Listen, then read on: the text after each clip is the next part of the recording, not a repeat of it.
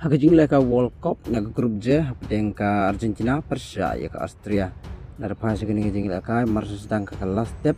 ka Argentina kaliyo de penalti ya ka pencat daw Lionel Messi Henry juga naik penalti Lionel Messi uklem la bantip naga jing shot save haurang gol jongka Austria kan badai ni ka balai pra Lionel Messi uliyo bantip si gol na ka Argentina kan hada bur ke kelas step Argentina kelatam ya ke Austria la cigul not kan bal pai cekala ke barpat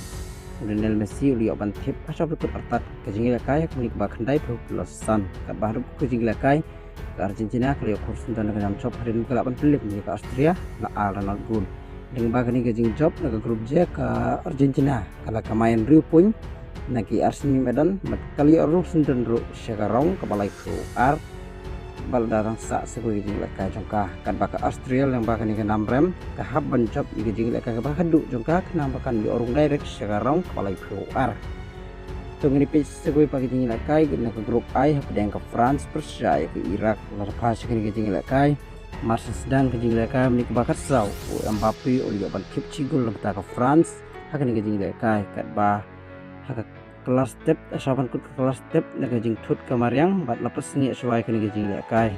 kat bap lah hadin katukan ni menit lai lekai biang kelamit kala ke arpat arpat sekala ke arpat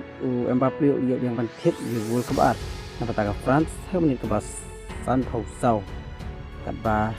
ham ban rupun ru Dembele uliyo bantip gol ke balai napa ke France akan jing lekai ada bukut kejing lekai ke France kali yuk sentar menkur dengan job dan menggalakan film ke Irak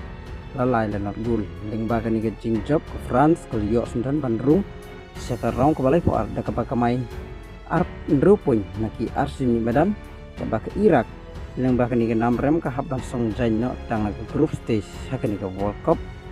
mentah usnem pada dalam sak segawai kejing lekai jongkah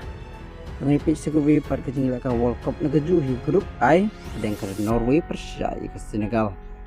kan bahkan kejing lekai hak kelas step asapan kut no ke kelas step orang lekai ke Norway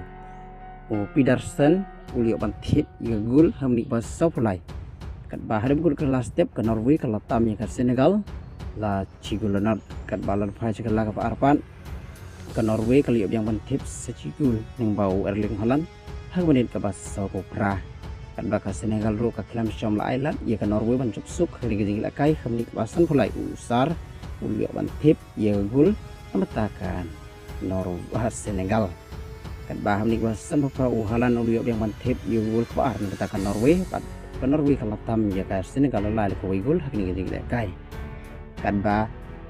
saban kut no gejing lakai ke Senegal kalau yo ban tip yang sejugul yang bau uju orang lekai jongka isar kami kepa